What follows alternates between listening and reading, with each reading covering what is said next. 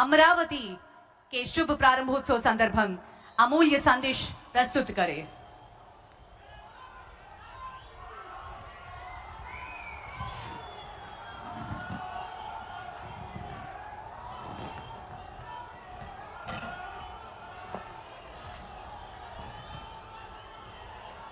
तल्ली दुर्गा भवानी कोल्लू विन्नाई पुण्य भूमि पे मी अंदरीनी कलवड़म नाको आनंद मुहा उन्नति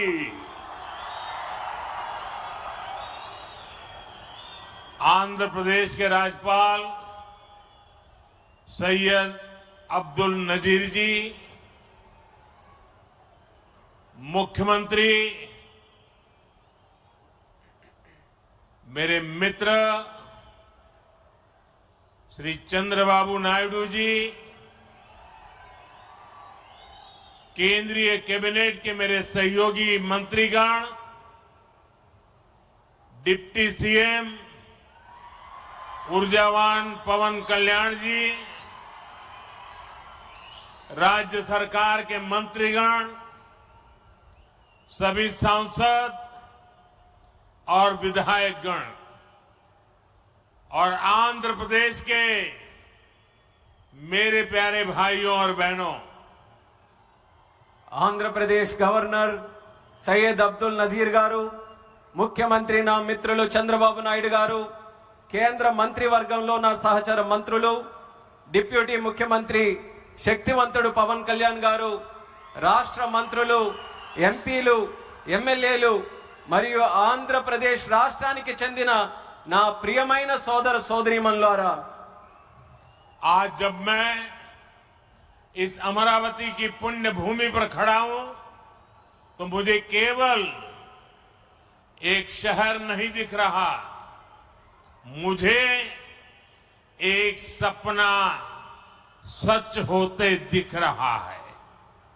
एक नया अमरावती, एक नया आंध्र। अमरावती वो धरती है जहां परंपरा और प्रगति दोनों साथ चलते हैं, जहां बौद्ध विरासत की शांति भी है और विकसित भारत के निर्माण की ऊर्जा भी है। आज यहां करीब 60,000 करोड़ रुपए के प्रोजेक्ट का शिलान्यास और लोकार्पण किया गया है। ये प्रोजेक्ट सिर्फ कंक्रीट का निर्माण नहीं है, ये आंध्र प्रदेश के आकांक्षाओं की, विकसित भारत की उम्मीदों की मजबूत नींव भी है। मैं भगवान वीरभद्र, भगवान अमरलिंगेश्वर और तिरुपति बालाजी के चरणों में प्रणाम करते हुए आंध्र प्रदेश की सम्मानित जनता को बहुत बहुत बधाई देता हूं। मुख्यमंत्री चंद्रबाबू नायडू गारू और पवन कल्याण जी को भी मैं बहुत बहुत शुभकामनाएं देता हूं। అమరావతి అనే పుణ్యభూమిపై ఈ రోజు నేను నిలబడి ఉన్నప్పుడు నాకు కనిపిస్తున్నది ఒక నగరం మాత్రమే కాదు, నాకు ఒక కల నిజమవుతుంది అన్న భావన కలుగుతుంది। ఒక కొత్త అమరావతి, ఒక కొత్త ఆంధ్రప్రదేశ్। అమరావతి అంటే సాంప్రదాయం మరియు పురోగతి కలిసి నడిచే భూమి। ఇక్కడ బౌద్ధ వారసత్వం యొక్క శాంతి ఉంది, అలాగే వికసిత భారతదేశాన్ని నిర్మించుకోగలిగిన శక్తి కూడా ఉంది। ఇవాళ సుమారు 60,000 కోట్ల రూపాయలు విలువైన ప్రాజెక్టులకి శంకుస్థాపనలు మరియు ప్రారంభోత్సవ కార్యక్రమాలు చేస్తున్నాం। ఇవి కేవలం కాంక్రీట్ నిర్మాణాలు మాత్రమే కావు, ఇవి ఆంధ్రప్రదేశ్ ఆశలకు మరియు వికసిత భారతదేశ ఆశయాలకు ఒక బలమైన పునాది వేయబోతుంది। నేను వీరభద్ర స్వామికి, అమరలింగేశ్వర స్వామికి మరియు తిరుపతి వెంకన్న స్వామికి వారి పాదాలకి నమస్కరిస్తూ ఆంధ్రప్రదేశ్ ప్రజలకు హృదయపూర్వక శుభాకాంక్షలు తెలియజేసుకుంటున్నాను। అలానే ముఖ్యమంత్రి చంద్రబాబు నాయుడు గారికి, పవన్ కళ్యాణ్ గారికి నా ప్రత్యేక శుభాకాంక్షలు తెలియజేస్తున్నాను। साथियों, हम सब जानते हैं इंद्रलोक की राजधानी का नाम अमरावती था और अब अमरावती आंध्र प्रदेश की राजधानी है। ये सिर्फ संयोग नहीं है, ये स्वर्ण आंध्रा के निर्माण का भी शुभ संकेत है। स्वर्ण आंध्रा विकसित भारत की राह को मजबूत करेगा और अमरावती स्वर्ण आंध्रा के विजन को ऊर्जा देगी। अमरावती केवलम ओक नगरम का दो, अमरावती ओक शक्ति आंध्र प्रदेश नो आधुनिक प्रदेश का मार्चे शक्ति आंध्र प्रदेश नो अधुनातन प्रदेश गा मार्चे शक्ति। మిత్రులారా, ఇంద్రుడు తాలూకా రాజధాని పేరు అమరావతి అని మన అందరికీ కూడా తెలుసు. ఇప్పుడు అమరావతి మన ఆంధ్రప్రదేశ్ రాష్ట్రానికి రాజధానిగా నిలిచింది. ఇది కేవలం యాదృచ్ఛికం కాదు, ఇది స్వర్ణ ఆంధ్రప్రదేశ్ రాష్ట్ర నిర్మాణానికి శుభ సూచకం అనేది తెలియజేస్తున్నాను. స్వర్ణాంధ్ర వికసిత భారతదేశ సంకల్పానికి బలమిస్తుంది. అలానే అమరావతి మన స్వర్ణాంధ్ర విజన్ కు శక్తినిస్తుంది. అమరావతి అంటే కేవలం ఒక నగరం కాదు, అమరావతి ఒక శక్తి. ఆంధ్రప్రదేశ్ కు ఆధునిక ఆంధ్రప్రదేశ్ గా అధునాతన ఆంధ్రప్రదేశ్ గా మార్చే శక్తి అని తెలియజేస్తున్నాను. साथियों, अमरावती एक ऐसा शहर होगा जहां आंध्र प्रदेश के हर नौजवान के सपने साकार होंगे। Information technology, artificial intelligence, green energy, clean industry, शिक्षा और स्वास्थ्य, आने वाले कुछ सालों में इन सारे सेक्टर्स में अमरावती एक लीडिंग सिटी बनकर खड़ा होगा। इन सारे सेक्टर्स के लिए जो भी इंफ्रास्ट्रक्चर जरूरी होगा, केंद्र सरकार उसे रिकॉर्ड स्पीड से पूरा करने में राज्य सरकार की पूरी मदद कर रही है। మిత్రులారా, అమరావతి అనేది ప్రతి ఆంధ్ర యువకుడి కలలు నిజమయ్యే నగరంగా తయారవబోతుంది. Information technology, artificial intelligence, green energy, clean industries, విద్య, ఆరోగ్య రంగాల్లో రానున్న రోజుల్లో అమరావతి దేశంలోనే ప్రధాన నగరంగా నిలవబోతుంది. ఈ రంగాల కోసం అవసరమైన మౌలిక వసతులు నిర్మించడానికి కేంద్ర ప్రభుత్వం రికార్డ్ స్పీడ్ తో పనులు పూర్తి చేయడానికి రాష్ట్ర ప్రభుత్వానికి సంపూర్ణ సహకారం అందించబోతుందని తెలియజేస్తున్నాను. अभी हमारे चंद्रबाबू जी टेक्नोलॉजी को लेकर के मेरी भारी तारीफ कर रहे थे, लेकिन मैं आज एक रहस्य बता देता हूं। जब मैं गुजरात में नया मुख्यमंत्री बना तो मैं बाबू हैदराबाद में बैठ करके किस किस प्रकार के इनिशिएटिव ले रहे हैं उसका बड़ा बारीकी से अध्ययन करता था और मैं उसमें से बहुत कुछ सीखता था और उसे आज मुझे लागू करने का अवसर मिला है। मैं लागू कर रहा हूं। ఇప్పుడు చంద్రబాబు గారు మీరందరి ముందు నాకు టెక్నాలజీ నాతో మొదలైందన్నట్టుగా ప్రశంసిస్తున్నారు. కానీ నేను మీ అందరికీ కూడా ఒక రహస్యం చెప్తాను.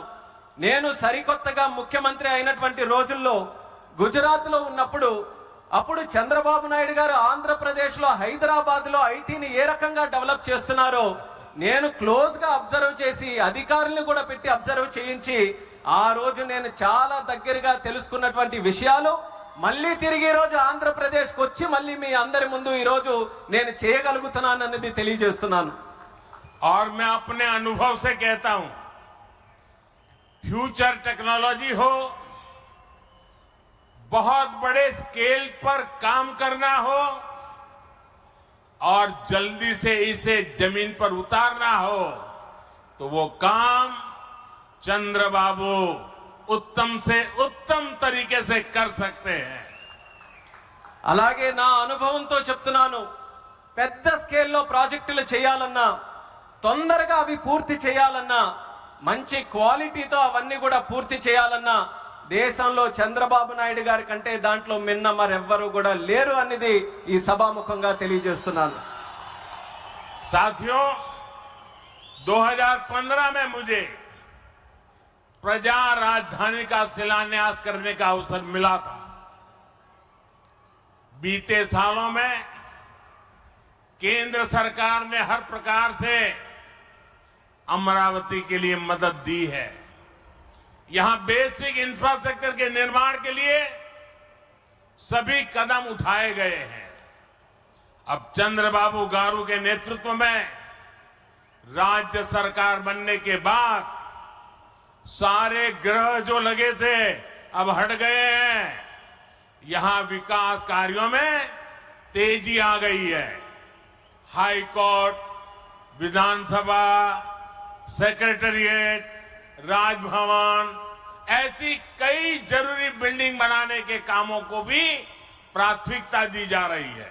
మిత్రులారా, 2015లో ప్రజల రాజధానిగా అమరావతికి నేను శంకుస్థాపన చేశాను. గత 10 ఏళ్లలో కేంద్ర ప్రభుత్వం అమరావతికి అన్ని రకాలుగా మద్దతుగా నిలిచింది. ఇక్కడ మౌలిక వసతుల నిర్మాణానికి అవసరమైన ప్రతి అడుగు కూడా వేసింది. ఇప్పుడు చంద్రబాబు నాయుడు గారి నాయకత్వంలో ప్రభుత్వం ఏర్పడిన తర్వాత అభివృద్ధి మరింత వేగంతో ముందుకు వెళ్తుంది. ఇక్కడ హైకోర్టు, అసెంబ్లీ, సచివాలయం, రాజ్భవన్ వంటి అవసరమైన నిర్మాణాలకు ప్రస్తుతం ప్రాధాన్యత ఇస్తుంది. साथियों, एनटीआर गारू ने विकसित आंध्र प्रदेश का सपना देखा था। हमें मिलकर अमरावती को, आंध्र प्रदेश को विकसित भारत का ग्रोथ इंजन बनाना है। हमें एनटीआर गारू का सपना पूरा करना है। चंद्रबाबू गारू, ब्रदर पवन कल्याण, इदी मनमू చెయ్యాలి, ఇది మనమే చెయ్యాలి. మిత్రులారా, ఎన్టీఆర్ గారు వికసిత్ ఆంధ్రప్రదేశ్ కోసం కల కన్నారు. మనమందరం కలిసి అమరావతి మరియు ఆంధ్రప్రదేశ్ ని వికసిత భారతదేశానికి గ్రోత్ ఇంజిన్ గా తయారు చేయాలి. మనం ఎన్టీఆర్ గారి కలల్ని నిజం చేయాలి. నారా చంద్రబాబు నాయుడు గారు, అలాగే సోదరులు పవన్ కళ్యాణ్ గారు, ఇది మనం చేయాలి, ఇది మనమే చేయాలి. साथियों, बीते 10 सालों में भारत ने देश में फिजिकल, डिजिटल और सोशल इंफ्रास्ट्रक्चर पर विशेष बल दिया है। भारत आज दुनिया के उन देशों में शामिल है जहां का इंफ्रास्ट्रक्चर तेज गति से आधुनिक हो रहा है। इसका फायदा आंध्र प्रदेश को भी मिल रहा है। आज भी रेल और रोड से जुड़े हजारों करोड़ के प्रोजेक्ट आंध्र प्रदेश को मिले हैं। మిత్రులారా, గత 10 ఏళ్లలో భారతదేశం ఫిజికల్, డిజిటల్ మరియు సోషల్ ఇన్ఫ్రాస్ట్రక్చర్ పై ప్రత్యేక దృష్టి సారించింది. ఇప్పుడు భారత్ ప్రపంచంలో అత్యంత వేగంగా మౌలిక వసతులు అభివృద్ధి చెందుతున్నటువంటి దేశాల్లో ఒకటిగా నిలుచుంది. ఇది ఆంధ్రప్రదేశ్ కు కూడా ప్రయోజనంగా మారబోతుంది. ఈ రోజు కూడా రైల్ మరియు రోడ్డు ప్రాజెక్టులలో రాష్ట్రానికి వేల కోట్ల రూపాయలు కేంద్రం తరపున అందించడం జరుగుతుంది. यहां आंध्र प्रदेश में कनेक्टिविटी का नया अध्याय लिखा जा रहा है। इन प्रोजेक्ट से एक जिले से दूसरे जिले की कनेक्टिविटी बढ़ेगी, आसपास के राज्यों से कनेक्टिविटी बेहतर होगी। इससे किसानों के लिए बड़े बाजार तक फसल पहुंचाना आसान होगा और उद्योगों के लिए भी सुविधा होगी। टूरिज्म सेक्टर को और तीर्थ यात्राओं को बल मिलेगा। जैसे रेनीगुंटा नायडूपेटा हाईवे से तिरुपति बालाजी के दर्शन आसान होंगे। लोग बहुत कम समय में वेंकटेश्वर स्वामी के दर्शन कर पाएंगे। ఆంధ్రప్రదేశ్ లో కనెక్టివిటీకి ఒక కొత్త అధ్యాయం మొదలవబోతుంది. ఈ ప్రాజెక్టులతో ఒక జిల్లాకు మరొక జిల్లాకు కనెక్టివిటీ పెరుగుతుంది. పక్క రాష్ట్రాలతో కూడా అనుసంధానం ఏదైతే ఉందో అది కూడా మెరుగు కాబోతుంది. ఈ ప్రాజెక్టుల వల్ల రైతులకి పెద్ద మార్కెట్లకు తక్కువ సమయంలో తమ పంటని తీసుకొని వెళ్ళడానికి సులభం అవుతుంది. అలాగే ఉద్యోగస్తులు మరియు పారిశ్రామికులు కూడా సౌకర్యం కలుగుతుంది. పర్యాటకం, తీర్థయాత్రలకి ఆ రంగాలకి కూడా ఉపయోగపడుతుంది. ఉదాహరణకు రేణుగుంట నుంచి నాయుడుపేట కొత్త హైవే ఏదైతే ఉందో దాని ద్వారా తిరుపతి వెంకన్న స్వామి వారి దర్శనం చాలా సులభంగా మనకు అవుతుంది. తక్కువ సమయంలో ప్రజలు ఆ స్వామి వారిని దర్శనం చేసుకొని ఆ అవకాశం పొందుతారని కూడా తెలియజేస్తున్నాను. साथियों, दुनिया में जो भी देश तेजी से विकसित हुए हैं उन्होंने अपनी रेलवे पर बहुत अधिक बल दिया। बीता दशक भारत में रेलवे के ट्रांसफॉर्मेशन का रहा। भारत सरकार ने आंध्र प्रदेश में रेलवे के विकास के लिए रिकॉर्ड पैसे भेजे हैं। वर्ष 2009 से 2014 तक आंध्र प्रदेश और तेलंगाना के लिए रेलवे का कुल बजट 900 करोड़ रुपए से भी कम था, जबकि आज सिर्फ आंध्र का ही रेल बजट 9000 करोड़ रुपए से ज्यादा का है, यानी करीब 10 गुना से ज्यादा की बढ़ोतरी हुई है। మిత్రులారా, ప్రపంచంలో వేగంగా అభివృద్ధి చెందిన దేశాలు ఏవైతే ఉన్నాయో అవన్నీ కూడా తమ రైల్వే మీద చాలా ప్రాముఖ్యత సారించారు. గత దశాబ్దంలో భారతదేశంలో కూడా రైల్వే మీద ఎక్కువగా పరివర్తన జరిగింది. కేంద్ర ప్రభుత్వం ఆంధ్రప్రదేశ్ రైల్వే అభివృద్ధికి కూడా రికార్డు స్థాయిలో నిధులు మంజూరు చేయడం జరిగింది. 2009 నుంచి 14 వరకు ఆంధ్రప్రదేశ్ మరియు తెలంగాణ కలిసి ఉన్నప్పుడు రాష్ట్రం తాలూకా బడ్జెట్ కేవలం 900 కోట్లు కూడా ఉండేది కాదు. కానీ ఇప్పుడు కేవలం ఆంధ్రప్రదేశ్ కు మాత్రమే రైల్వే బడ్జెట్ 9000 కోట్ల దాటి ఈ రోజు అందిస్తున్నాం. అంటే ముందు కంటే 10 రెట్లు ఎక్కువ బడ్జెట్ అభివృద్ధి జరుగుతుందని తెలియజేస్తున్నాను. साथियों, रेलवे के बढ़े हुए बजट से आंध्र प्रदेश में रेलवे का 100% इलेक्ट्रिफिकेशन हो चुका है। यहां 8 जोड़ी आधुनिक वंदे भारत ट्रेनें चल रही है। साथ ही आधुनिक सुविधाओं वाली अमृत भारत ट्रेन भी आंध्र प्रदेश से होकर गुजरती है। बीते 10 साल में आंध्र प्रदेश में 750 से अधिक रेल फ्लाईओवर और अंडरपास बनाए गए हैं। इसके अलावा आंध्र प्रदेश के 70 से ज्यादा रेलवे स्टेशनों को अमृत भारत स्टेशन योजना के तहत विकसित किया जा रहा है। మిత్రులారా, ఈ పెంచిన రైల్వే బడ్జెట్ వల్ల ఆంధ్రప్రదేశ్ లో 100% ఎలక్ట్రిఫికేషన్ మనం పూర్తి చేసుకున్నాం. ఇక్కడ 8 సరికొత్త వందే భారత్ ట్రైన్లు ప్రారంభమయ్యాయి. దానితో పాటు ఆధునిక వసతులతో కలిగి ఉన్న అమృత్ భారత్ రైళ్లు కూడా ఆంధ్రప్రదేశ్ నుంచి వెళ్తుంది. గత 10 ఏళ్లలో 750 కంటే ఫ్లైఓవర్ బ్రిడ్జ్లు గాని అండర్ పాసేజీలు గాని రైల్వేస్ లో నిర్మించబడింది. అంతేకాకుండా 70కి పైగా రైల్వే స్టేషన్లు మన ఆంధ్రప్రదేశ్ రాష్ట్రంలో అమృత్ భారత్ స్టేషన్ పథకం కింద అభివృద్ధి కూడా చేస్తున్నామని తెలియజేస్తున్నాను. साथियों, इंफ्रास्ट्रक्चर के लिए जब इतने सारे काम होते हैं तो उसका बहुत मल्टीप्लायर इफेक्ट होता है। इंफ्रास्ट्रक्चर के निर्माण में जो रॉ मटेरियल लगता है उसे मैन्युफैक्चरिंग इंडस्ट्री को बल मिलता है। सीमेंट का काम हो, स्टील का काम हो, ट्रांसपोर्टेशन का काम हो, ऐसे हर सेक्टर को इससे फायदा होता है। इंफ्रास्ट्रक्चर विकास का सीधा लाभ हमारे नौजवानों को होता है, उन्हें ज्यादा रोजगार मिलते हैं। आंध्र प्रदेश के भी हजारों युवाओं को इन इंफ्रा प्रोजेक्ट से रोजगार के नए मौके मिल रहे हैं। మిత్రులారా, ఇంత భారీ స్థాయిలో మౌలిక వసతులు అభివృద్ధి జరగడం వల్ల ఆర్థిక వ్యవస్థలో మల్టీప్లయర్ ఎఫెక్ట్ ఏర్పడుతుంది. నిర్మాణ రంగంలో కావలసిన రా మెటీరియల్స్, సిమెంట్ అయినా, స్టీల్ అయినా, రవాణా వంటి రంగాలకు గణనీయమైన డిమాండ్ ఏర్పడుతుంది. దీనివల్ల తయారీ పరిశ్రమలకు బలం ఏర్పడుతుంది. ఈ పరిశ్రమల ద్వారా మన యువతకు నేరుగా ఉద్యోగ అవకాశాలు పెరుగుతాయి. ఆంధ్రప్రదేశ్ లో వేలాది మంది యువకులకు ఈ ప్రాజెక్టుల వల్ల సరికొత్త ఉపాధి అవకాశాలు కూడా లభిస్తాయని తెలియజేస్తున్నాను. साथियों, मैंने लाल किले से कहा था कि विकसित भारत का निर्माण गरीब, किसान, नौजवान और नारी शक्ति, इन 4 पिलर्स पर होगा। एनडीए सरकार की नीति के केंद्र में 4 पिलर सबसे अहम है। हम विशेषकर किसानों के हितों को बड़ी प्राथमिकता देते हुए काम कर रहे हैं। किसानों की जेब पर बोझ न पड़े, और इसलिए बीते 10 सालों में केंद्र सरकार ने सस्ती खाद देने के लिए करीब 12 लाख करोड़ रुपए खर्च किए।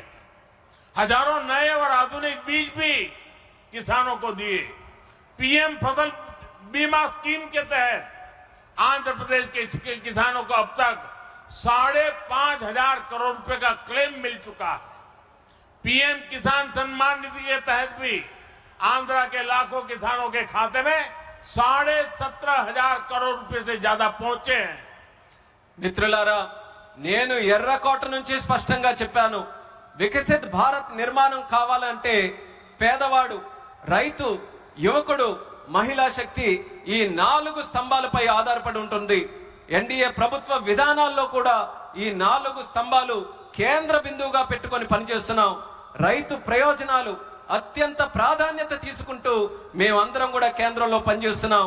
రైతు జేబులకి భారం పడకుండా ఆ ఉద్దేశంతో గత 10 ఏళ్లలో ఎరువుల కోసం ఏకంగా 12 లక్షల కోట్ల రూపాయలు ఖర్చు కేంద్ర ప్రభుత్వం చేసింది. 1000కి పైగా సరికొత్త మరియు ఆధునిక విత్తనాలు కూడా రైతులకి అందించబడ్డాయి. పీఎం పంట బీమా యోజన కింద ఆంధ్రప్రదేశ్ రైతులకు ఇప్పటి వరకు 5,500 కోట్లు నష్టపరిహారం కూడా చెల్లించాం.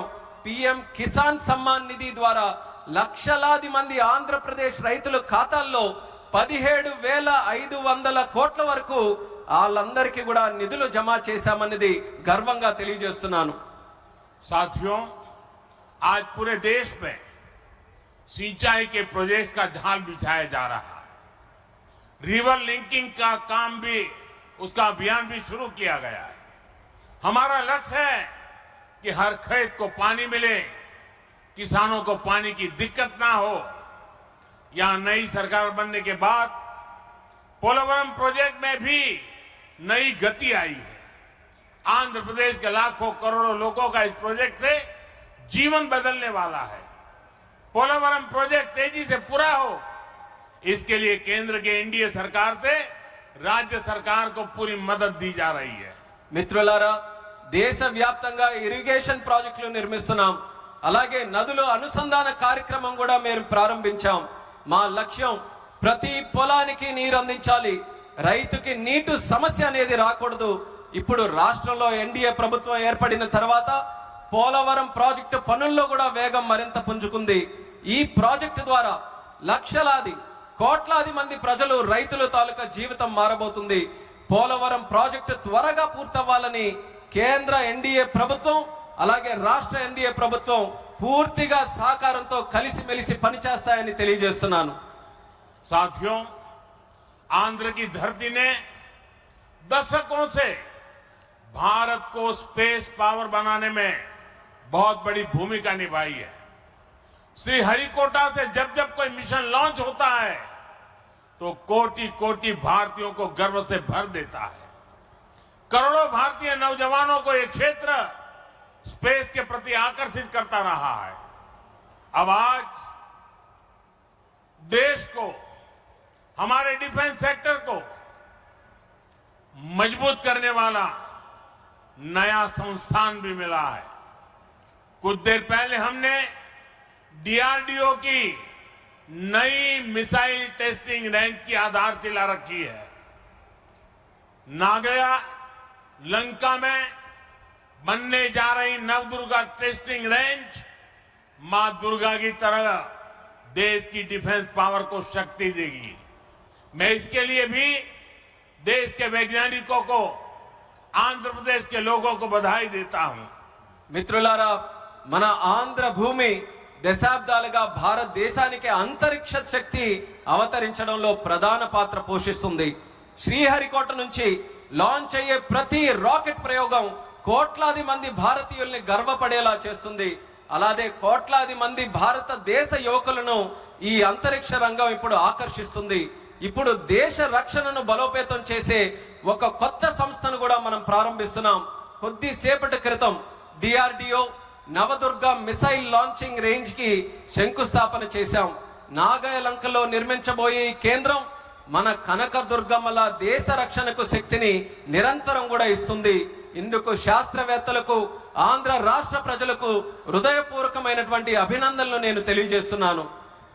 साथियों, आज भारत की ताकत सिर्फ हमारे हथियार ही नहीं है, बल्कि हमारी एकता भी है। एकता का यही भाव हमारे एकता मॉल्स में मजबूत होता है। देश के अनेकों शहरों में एकता मॉल्स बनाए जा रहे हैं। मुझे खुशी है कि अब विशाखापट्टनम में भी एकता मॉल बनेगा। इस एकता मॉल में देश भर के कारीगरों, हस्तशिल्पियों के बड़े प्रोडक्ट एक ही छत के नीचे मिलेंगे। ये भारत की डायवर्सिटी से सबको जोड़ेगा। एकता मॉल से लोकल इकोनॉमी को भी गति मिलेगी और एक भारत श्रेष्ठ भारत की भावना की भी और अधिक मजबूत होगी। మిత్రులారా, ఈ రోజు భారత్ యొక్క శక్తి కేవలం ఆయుధాల్లోనే లేదు, మన ఐక్యతలో కూడా ఉంటుంది. ఈ ఐక్యత భావమే మన ఏక్తా మాల్స్ కు మరింత బలోపేతం చేస్తుంది. దేశంలో అనేక నగరాల్లో ఈ మాల్స్ ని మనం నిర్మించబోతున్నాం. ఇప్పుడు విశాఖపట్నంలో కూడా ఒక ఏక్తా మాల్ నిర్మించడం కోసం మనం ఈ రోజు శంకుస్థాపన చేశాం. దానికి నాకెంతో ఆనందంగా ఉంది. ఇక్కడ దేశవ్యాప్తంగా ఉన్న హస్త కళాకారులు వాళ్ళ ఉత్పత్తులు ఒకే చోట అందుబాటులో మనకు ఉంటాయి. ఈ మాల్ భారత వైవిధ్యాన్ని అనుసంధానిస్తుంది. లోకల్ ఎకానమీకి కూడా ప్రోత్సాహం ఇచ్చేలా ఈ మాల్ నడుస్తుంది. అలాగే ఏక్ భారత్ శ్రేష్ఠ భారత్ అనే భావనను మరింత బలోపేతం చేస్తుందని తెలియజేస్తున్నాను. साथियों, अभी हमने चंद्रबाबू जी को सुना। उन्होंने 21 जून अंतर्राष्ट्रीय योगा दिवस की चर्चा की। मैं चंद्रबाबू का, आंध्र की सरकार का और आंध्र के लोगों का आभारी हूं कि आपने अंतर्राष्ट्रीय योग दिवस के लिए देश का प्रमुख कार्यक्रम आंध्र में करने के लिए निमंत्रण दिया। मैं इसके लिए आपका आभार व्यक्त करता हूं और जैसा आपने कहा है, मैं स्वयं भी 21 जून को आंध्र के लोगों के साथ योग करूंगा और दुनिया का एक कार्यक्रम यहां पर होगा। इस कार्यक्रम का महत्व इसलिए भी है कि अंतर्राष्ट्रीय योग दिवस का 10 साल की यात्रा का ये 10वीं साल का महत्वपूर्ण पड़ाव है। पूरे विश्व में योग के प्रति एक आकर्षण है। इस बार पूरी दुनिया 21 जून को आंध्र की तरफ देखेगी और मैं चाहूंगा कि आने वाले 50 दिन पूरे आंध्र में योग को लेकर के एक जबरदस्त वातावरण बने, स्पर्धाएं हो और वर्ल्ड रिकॉर्ड करने का काम आंध्र प्रदेश करके पूरी दुनिया को चकित कर दे। और मैं मानता हूं चंद्रबाबू जी के नेतृत्व में ये होके रहेगा। మిత్రులారా, ఇప్పుడే మనం చంద్రబాబు నాయుడు గారిని విన్నాం. అంతర్రాష్ట్రీయ యోగా దినం జూన్ 21న మనం చేసుకోబోతున్నాం. దానికి చంద్రబాబు నాయుడు గారికి, ఏపీ గవర్నమెంట్ కి, అలాగే రాష్ట్ర ప్రజలకి అందరికీ కూడా నేను ధన్యవాదాలు తెలియజేసుకుంటున్నాను నన్ను ఆ రోజు ఇక్కడ ఆహ్వానించినందుకు. ఆ రోజు తాలూకా ప్రత్యేకత ఏంటంటే, మనం జూన్ 21 యోగా దినం, ప్రపంచ యోగా దినం ప్రకటించి 10 సంవత్సరాలు కాబోతుంది. ఆ రోజు కేవలం ఆంధ్రాలో యోగా ప్రచారం చేయడమే కాదు, ప్రపంచం మొత్తం ఉన్నటువంటి ప్రజలందరూ కూడా ఆంధ్రప్రదేశ్ రాష్ట్రం వైపు చూసేలా మనం అందరం కూడా చేయాలి. అది చేయాలనంటే ఈ ఉన్నటువంటి 50 రోజులు ఏదైతే ఉందో, ప్రతి ఊరిలో, ప్రతి గ్రామంలో, ప్రతి వీధిలో కూడా, ప్రతి ఇంటిలో కూడా యోగాని మరింత ప్రాముఖ్యత తీసుకొని వచ్చే విధంగా కార్యక్రమాలు చేస్తూ వరల్డ్ రికార్డు సాధించే విధంగా ఈ 50 రోజులు కూడా మనం అందరం వినియోగించుకోవాలి. నాకు నమ్మకం ఉంది, చంద్రబాబు నాయుడు గారి తాలూకా నాయకత్వంలో అది ఖచ్చితంగా మనం సాధించగలగాం. అది మీరందరి తాలూకా సమక్షంలో విశాఖపట్నంలో ఏర్పాటు చేయబోయే యోగా కార్యక్రమంలో మీ అందరి ఆహ్వానం మేరకు నేను ఖచ్చితంగా వస్తాను. ఆ రోజు మనం అందరం కూడా కలిసి యోగా చేద్దాం. ఆ రోజు ప్రపంచం తాలూకా దృష్టి యోగా వైపు, అలాగే భారతదేశం వైపు కూడా మళ్ళిద్దామని ఈ సభాముఖంగా తెలియజేసుకుంటున్నాను. साथियों, आंध्र प्रदेश में ना तो सपने देखने वालों की कमी है और न ही सपनों को साकार करने वाले कम है। मैं विश्वास के साथ कह सकता हूं, आज आंध्र प्रदेश सही राह पर चल रहा है। आंध्र ने सही स्पीड पकड़ ली है। अब ग्रोथ की स्पीड को हमें लगातार तेज करते रहना है। और मैं कह सकता हूं, जैसा बाबू ने 3 साल में अमरावती के निर्माण का जो सपना देखा है, इसका मतलब ये 3 साल की सिर्फ अमरावती की गतिविधि आंध्र प्रदेश के जीडीपी को कहां से कहां पहुंचा देगी, ये मैं साफ देख रहा हूं। मैं आंध्र प्रदेश की जनता को, यहां जो मेरे सहयोगी बैठे हैं, सभी को फिर आश्वस्त करता हूं, आंध्र प्रदेश की प्रगति के लिए आप मुझे हमेशा अपने साथ कंधे से कंधा मिलाकर चलते हुए देखेंगे। एक बार फिर आप सभी को बहुत बहुत शुभकामनाएं। मी अंदरी ఆశీర్వాదముతో ఈ కుటుంబీ ఆంధ్రప్రదేశ్ అభివృద్ధికి కట్టుబడి ఉన్నది. ధన్యవాద్. మిత్రులారా, ఆంధ్రప్రదేశ్లో కలలు కనే వాళ్ళ సంఖ్య తక్కువేమీ కాదు. అలానే ఆ కలలను నిజం చేసే వాళ్ళకి కూడా తక్కువేమీ కాదు. నేను నమ్మకంతో చెప్తున్నాను, ఇవాళ ఆంధ్రప్రదేశ్ ఒక సరైన మార్గంలో నడుస్తుంది. అలానే సరైన వేగంతో ముందుకు వెళ్తుంది. ఈ అభివృద్ధి వేగాన్ని మనం అందరం కొనసాగించాలి, అలానే పెంచుతూ ఉండాలి. ఇప్పుడే చంద్రబాబు నాయుడు గారు మాట్లాడుతూ చెప్పారు, 3 సంవత్సరాల్లో అమరావతి తాలూకా పనుల్ని పూర్తి చేస్తామని. నేను ఊహిస్తున్నాను, 3 సంవత్సరాల్లో అమరావతి పూర్తయిన తర్వాత ఆంధ్రప్రదేశ్ రాష్ట్రం తాలూకా జీడిపి ఏ స్థాయికి వెళ్తుందో ఒక్కసారి నేను ఊహించగలను. అది ఆంధ్రప్రదేశ్ రాష్ట్రం తాలూకా చరిత్రను మార్చబోతుందని తెలియజేస్తున్నాను. అందుకని ఆంధ్రప్రదేశ్ రాష్ట్ర ప్రజలకు, ఇక్కడ కూర్చున్న నా సహచరులకు నేను నమ్మకం కల్పిస్తున్నా, ఆంధ్రప్రదేశ్ రాష్ట్ర అభివృద్ధిలో మీ భుజంతో పాటు నా భుజం కూడా కలిపి పనిచేస్తానని నమ్మకంతో ఈ సందర్భంగా తెలియజేస్తున్నాను. మీ అందరికీ మరొక్కసారి నా హృదయపూర్వక శుభాకాంక్షలు తెలియజేస్తున్నాను. మీ అందరి ఆశీర్వాదంతో ఈ కూటమి ఆంధ్రప్రదేశ్ అభివృద్ధికి ఎల్లప్పుడూ కూడా కట్టుబడి ఉంటుంది.